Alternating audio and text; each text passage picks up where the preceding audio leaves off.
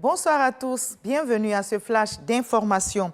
La CEDEAO se réunit en urgence demain dimanche au Nigeria après le coup d'État perpétré au Niger. Le président de la République, Alassane Ouattara, a donc quitté Abidjan aujourd'hui et samedi.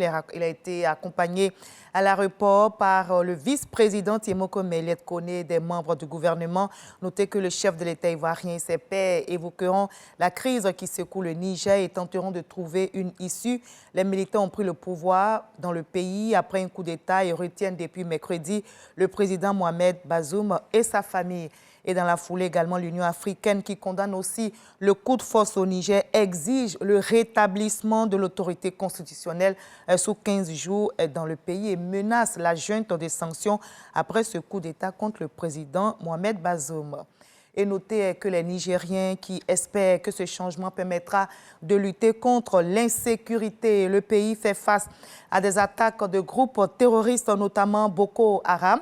Le général Kiani, chef de la garde présidentielle nigérienne, nouvel homme fort du pays, a justifié le putsch par la dégradation de la situation sécuritaire dans le pays.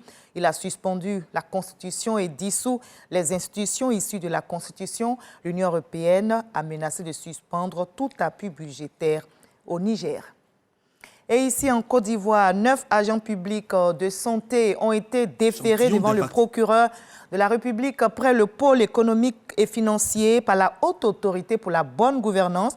Ils sont poursuivis pour actes de corruption portant sur l'introduction dans les circuits de vaccins parallèles d'origine douteuse qu'ils commercialisaient. L'information a été donnée par le secrétaire général de la Haute Autorité pour la bonne gouvernance.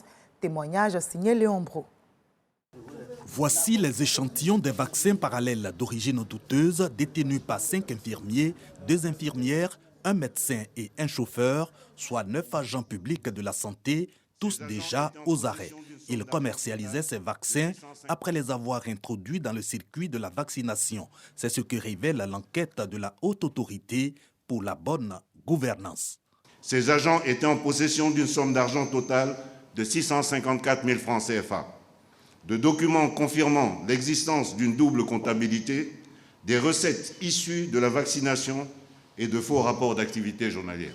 Contre ces 9 agents publics de la santé, la Haute Autorité pour la bonne gouvernance requiert aussi le flagrant délit de corruption.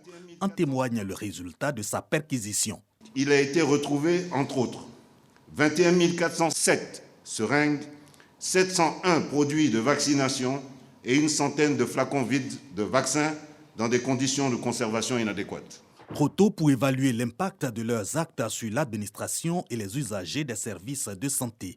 Une chose est sûre, toujours selon la Haute Autorité pour la bonne gouvernance, les 9 mises en cause réalisaient par semaine un bénéfice de 2 millions de francs CFA.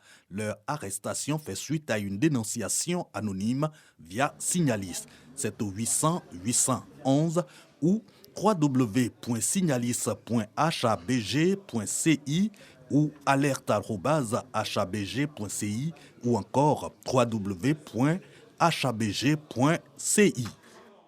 Et nous sommes au dernier jour du sommet Afrique-Russie qui s'est tenu à Saint-Pétersbourg. Le président russe Vladimir Poutine et le président en exercice de l'Union africaine se sont exprimés à la tribune pour l'allocution de clôture et ils ont affiché leur satisfaction, même si l'unité n'a pas toujours été au rendez-vous de ces 2 jours de sommet, que ce soit entre dirigeants africains ou entre Russes et Africains. Une déclaration commune a été adoptée à l'issue de cette rencontre, prévoyant une coopération accrue dans les domaines de l'approvisionnement alimentaire, l'énergie et l'aide au développement. Le président colombien Gustavo Petro vient d'annoncer l'arrestation de son fils aîné. Il est accusé de blanchiment d'argent et d'enrichissement illégal dans le contexte d'un scandale lié à la campagne présidentielle. Le premier président de gauche en Colombie a écrit sur Twitter, qui est rebaptisé X, que la police avait interpellé son fils et l'ex-femme de ce dernier.